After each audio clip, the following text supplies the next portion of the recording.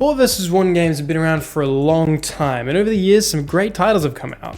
Today we'll be going over what made the good ones great and why some, who shall not be named, failed miserably, to the point where some people think that 4v1 games aren't even worth playing at all. Real quick, before we get into this is just my opinion, so if there's something on this list that I don't like that you think is great, that's totally fine. That's the reason there's so many variety in games, is so that there's something for everyone. If you like something, keep playing it and don't let anyone tell you any differently. Having said that, there are some games on this list with a little bit of a bad rep. I aim to find out where they went wrong and maybe where they could improve. My goal here is not to diminish someone's enjoyment, but rather understand what makes something popular. Also, some people might argue that 4 vs 1 isn't even a genre and instead call them asymmetrical games, but to me that just doesn't make sense. Asymmetrical means an uneven number on each side, so by that logic, Call of Duty could be an asymmetric game, if the numbers are uneven on each side. I believe 4v1 is indeed its own subgenre, so that's what I'll be calling them. On top of that, I won't be diving into any politics during the game's development. Instead, I'm just going to focus on the gameplay, the features and the systems, that kind of stuff. Let's start with something that everybody knows. Dead by Daylight. Currently, this is the most viewed 4v1 on Twitch. Last I checked, there was like 30,000 people watching it today. So Dead by Daylight has definitely set the bar for 4v1 games. But what makes it different from the rest? To find out why, I decided to ask the people that play the game the most, Twitch streamers. They seem to really like this game, so I decided to hop into a few streams and just ask them what they thought. A lot of them had some interesting things to say. Take a look at the clips.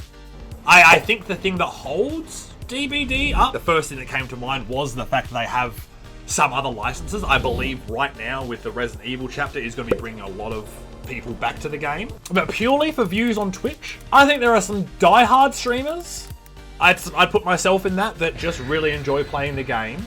See, Scorch, I'm going to be totally honest, I don't like multiplayer games. Full stop. This is the only multiplayer game I will play. I liked WoW, but I didn't like doing raids. I liked Fortnite before it became a battle royale, when it was Save the World. And first time playing, I uninstalled DBD. I just think there's a really big community for it.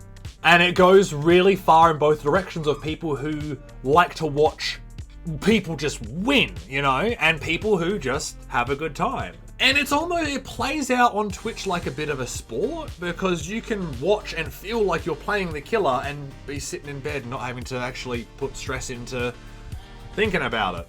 I would never put it as a competitive game, but it's fun, and the randomness is really enjoyable.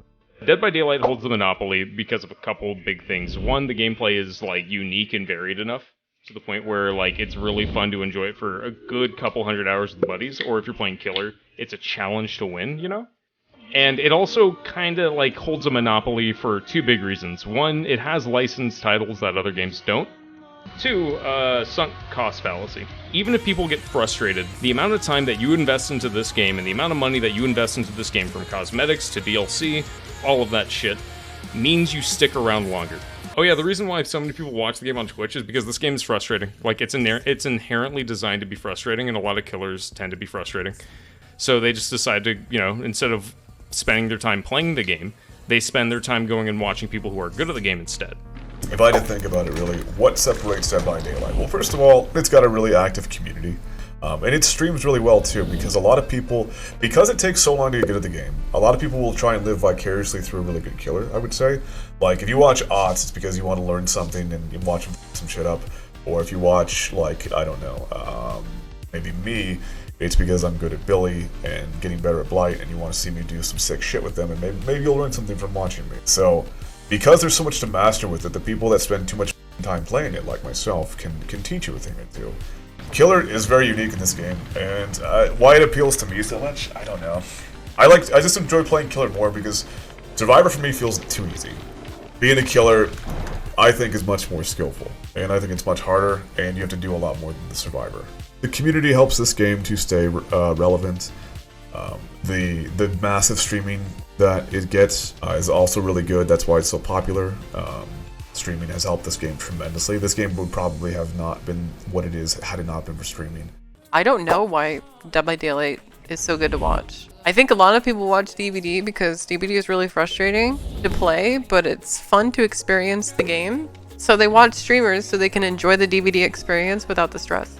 If you want to play an asymmetrical game, Dead by Daylight's pretty much the only place to go. One thing I thought was really interesting that most of them said was the fact that a lot of Dead by Daylight players don't actually subscribe to the whole 4 versus 1 concept. Instead, Dead by Daylight's their game. It's what they play. They don't play any other 4v1s, they're not really interested in it. Dead by Daylight has set itself apart and made it so unique that it's in the 4v1 genre, but it's not at the same time. It's really weird. I think part of that has something to do with the fact that the game is very easy to stream, especially as a survivor. There's sort of lots of downtime where you can look at your chat, interact with people, that kind of stuff. On top of that, there's a very large skill ceiling. It's a very competitive game. A lot of people, like to watch the killer and learn from them. They enjoy getting tips and tricks and playing vicariously through the killer because it's a very stressful time, as I'm sure some of you know. And sometimes it's just nicer to kick back and relax and watch someone else do that. Sometimes that's even more fun.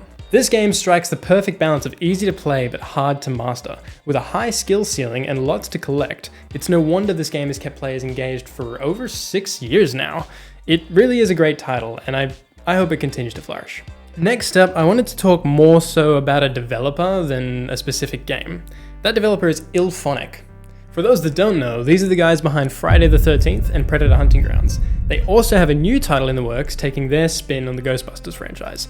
Unfortunately, no release date has been announced just yet, but hopefully soon. My guess, maybe mid next year. Both of these games had a pretty rocky start, but have since kept powering through, and seem to actually be doing pretty well, by the way. The player base in Predator Hunting Grounds is still a little bit low, but it's holding on to what it has, and it's giving its players more and more content as often as it can through DLCs. But it's no secret that of the two, Friday the 13th is way more popular. One thing they both share is poor optimization. Unfortunately, I don't think this has changed much since the game's launches. I've played Predator Hunting Grounds recently, haven't played Friday the 13th this year, but as far as I can tell, optimization-wise, nothing has changed. The game still feels clunky, it still feels framey. Even with a 3070 Ti and a Ryzen 7 3800X, the game's still it's just not quite buttery smooth yet. But who knows, the developers might change this. If they have some success with Ghostbusters, they might actually start putting a little bit more money into that department, but we'll see. But yeah, I think the main problem with these two games is they both just feel clunky, and it just breaks the immersion, at least for me, especially the Predator. And it really is such a shame because that is a huge selling point for them. If they could give the players a smooth and just awesome playing experience as the Predator, I honestly reckon that would just jump the game up in the charts, without a doubt. If they could make it smooth and really enjoyable to play as the Predator and take away the clunkiness, then I reckon they've got a great game on their hands. They would need to optimize it a bit more though. Okay, so my light just died. So for those watching at home, you're just gonna have to deal with it. That light is not meant for filming. I thought I could get away with it, but I was wrong, sorry. One more thing that I thought was wrong with Predator Hunting Grounds was the movement of the Predator. More specifically, the melee attacks. You can't aim them. It's not like a traditional game where you kind of point and click. It's more about where the body of the Predator is facing at the time. That's where he will do his lunge move. And it makes it very, very easy to miss. And this is just a mechanic I really don't like about the game. I can't speak too much about Friday the 13th as I haven't actually played it, but from what I've seen, it's pretty clunky too, and from the people I've talked to about it, yeah, it's clunky. But despite all this, they still hold up in their own right. They've made themselves their own game, and they've brought something unique to the table. The mistakes are a bit of a shame, but the games are still playable, and they are enjoyable, which is more than I can say for this next one. Yes. Evolve. One of the greatest failures in gaming history. And yes, I'm still calling it a failure. I know the servers went live again a couple weeks ago, but the game's still delisted on Steam, and the developers haven't even confirmed it was them that started the servers back up. So unless that changes, I'm still calling it a dead game. One thing for sure is this was a very overhyped game. And unfortunately, it didn't last long after launch, even with 4 Game Critic Awards under its belt. On paper, this was a great idea.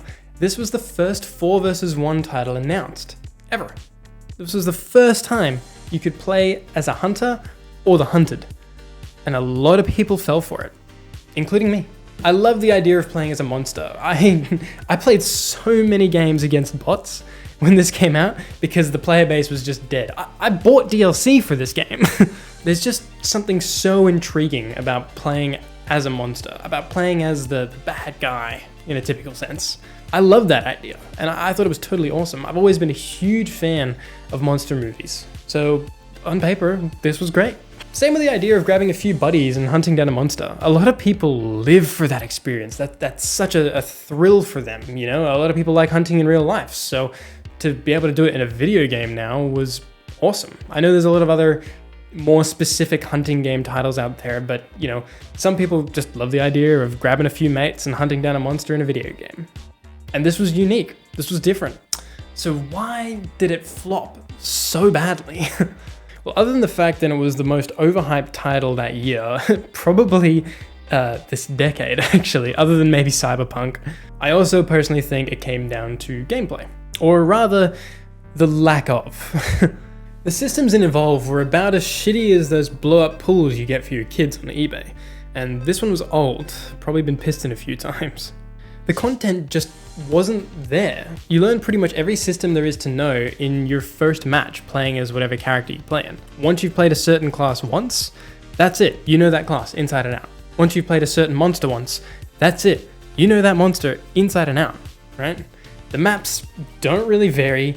The whole loop is the same every time of running away from the hunters, eating food, trying to get stronger, and then fighting the hunters, and then either winning or losing, you know, and you could only really get so far. You were never really given a chance to get to full strength as the monster because the hunters would just catch up to you way too easily. So it ended up just being short games of more or less the same thing. Yes, the games did differ sometimes by having, you know, different classes, and, you know, sometimes there was that one class that had the dog that could track you and that kind of stuff, but it didn't mix it up enough, and it still felt bland. It still felt like nothing was there. If there's one word I could use to describe the systems in Evolve, it's shallow. The nail in the coffin for a lot of players was the cash grabby nature of the game. At one point they were charging you $2 for a blue skin, and it didn't stop there. There was just mountains and mountains of DLC that added no value to the game, nobody wanted, and they weren't good quality DLCs either, and the game didn't earn it. So nobody bought them, and they ran out of money. I think ultimately, regardless of whatever game you're making, there are a few things developers need to keep in mind. Mechanics, systems, and story. The importance of each of these will vary from game to game, but one thing's for certain is a good game focuses on all 3 of these. Of course, like everything, there are exceptions to this rule, but for the most part, if you want a good game, it needs to be engaging. It also has to feel good mechanically to play, and the systems need to be in-depth to keep players on board so that they can learn how to be more efficient. If there's no benefit in spending more time in the game to learn the systems better than other players and ultimately beat them, there's just no point, and people won't stick around. If someone can't invest time to become a better player, they will lose interest because everyone's just going to be on the same level. There's no differentiating, there's no challenge, it's just the same thing every time. And this makes for just really boring games. People want a challenge. People want to learn. Competitive games become popular because of their variety of skill level in their players. It gives you something to work toward, and it's rewarding to pull off a complicated maneuver that ultimately wins you a game. I think we've all had one of those moments where you spun around super quick, headshotted the guy, flicked to the next one, and then disarmed the bomb and won your team the round. That kind of stuff didn't happen in Evolve. I think more developers should learn from DBD's success and keep taking risks. I'm a firm believer that taking risks is what makes or breaks a game. So to any game developer out there that is scared of taking risks, remember that all your favorite game developers took risks. That's why their game got noticed, because they dared to be different. Speaking of being different, I often get called special by Twitch chat, so if you want to tune in on any of those shenanigans, check out my streams. Links down below. But for now, that's all I have for you folks. If you enjoyed the video, please feel free to subscribe, like, hit the bell so you don't miss any uploads. That's pretty much it. Any support is greatly appreciated. Thank you so much for watching this video. I really do hope you enjoyed. I will see you out there, homies.